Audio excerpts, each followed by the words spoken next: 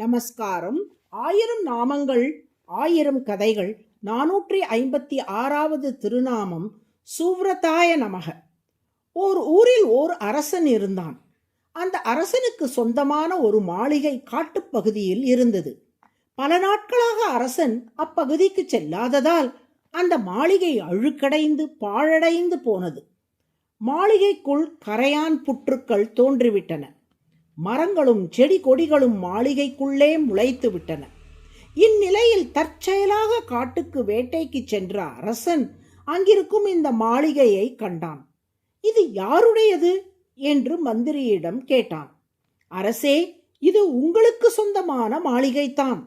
நீண்ட நாட்களாக கவனிப்பு இல்லாததால் இந்த நிலையில் உள்ளது என்று பதில் சொன்னான் மந்திரி. உடனே அரசன், யார் அங்கே? எனக்கு சொந்தமான மாளிகை, மன்னனின் மாளிகை இப்படி பாழடைந்து இருப்பதா?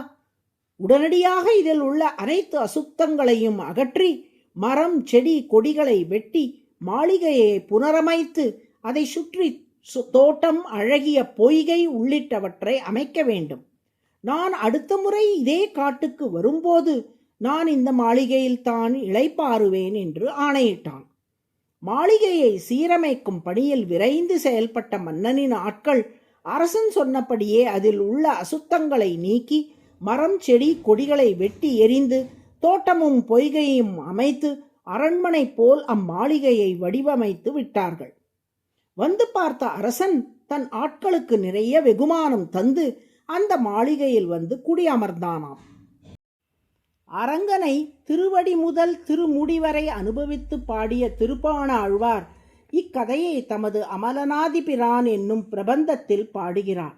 வாரமாய பழவினை பற்றற்று என்னை தன் வாரமாக்கி வைத்தான், வைத்ததன்றி என்னுள் புகுந்தான், கோர மாதவம் செய்தனன் கொல் அறியேன். அரங்கராஜனே அந்த அரசன், திருப்பாணாழ்வாரின் உள்ளம்தான் அந்த மாளிகை. முன்வினைகளாகிய பாப்பங்களே அதில் உள்ள அசுத்தம். தனக்கு சொந்தமான மாளிகையில் உள்ள அழுக்கை அகற்றிவிட்டு அதில் மன்னன் வந்து குடிகொள்ளுவது போல் அரங்கன் என்னும் அரசன் தனக்கு சொந்தமான பக்தனின் உள்ளத்தில் இருக்கும் பாப்பங்களாகிய அழுக்கை நீக்கிவிட்டு தானும் அதிலே வந்து குடிகொண்டு விடுகிறான். இங்கே திருப்பாணாழ்வார் யோசித்து பார்க்கிறார். என் பாப்பங்களை போக்கி என் மனதில் வந்து அரங்கன் குடிகொண்டானே, இதற்காக அடியேன் ஏதேனும் கடும் தவம் புரிந்திருக்கிறேனோ? அப்படி ஒன்றும் புரிந்ததாக தெரியவில்லையே என்று மனதுக்குள் ஆலோசித்தார் திருப்பாணாழ்வார்.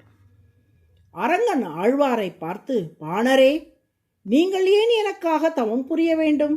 உங்களுக்காகத்தான் நான் தவம் புரிகிறேனே என்றான். என்ன சொல்லுகிறாய் இறைவா என்று கேட்டார் திருப்பாணாழ்வார். ஆம், திருவரங்கத்தில் உபய காவிரி மத்தியில் தண்ணீரிலும் திருவேங்கட மலைக்கு மேலும் காஞ்சிபுரத்தில் வேள்வி சாலை தீயிலே தோன்றி அங்கே தீயிலும் என நீர் மலை நெருப்பு ஆகிய மூன்றிலும் உங்களைப் போன்ற பக்தர்களை பெறுவதற்கு நான் தவம் புரிகிறேனே. நான் தவம் புரிந்து என் சொத்தாகிய உங்களை அடைந்து விட்டேன் என்று விடையளித்தான் அரங்கன். இப்படி பக்தர்கள் நற்கதியை அடைவதற்காக இறைவன் தானே தவம் செய்கிறானாம். அத்தகைய ஒரு தவத்தை செய்யவே நரநாராயணர்களாக திருமால் அவதரித்தார். பத்ரிநாத்தில் நாராயணன் என்ற குருவாகவும் நரன் என்ற சீடனாகவும் அவதாரம் செய்து இருவருமாக உலக மக்கள் உய்வடைவதை குறித்து 8 எழுத்து மந்திரத்தை ஜபம் செய்து தவம் புரிந்தார்கள். இப்படி பக்தர்களுக்கு மங்களம் ஏற்படுவதை குறித்துத்தான் விரதம் இருப்பதால் திருமால் சுவ்ரதக, மங்களகரமான விரதங்களை உடையவர் என்று அழைக்கப்படுகிறார். அதுவே சகஸ்ரநாமத்தின் 456வது திருநாமம். சுவ்ரதாய நமக என தினமும் சொல்லி வரும் அன்பர்களுக்கு அனைத்து மங்களங்களையும் திருமால் அருள் புரிவார். நாராயண நாராயண.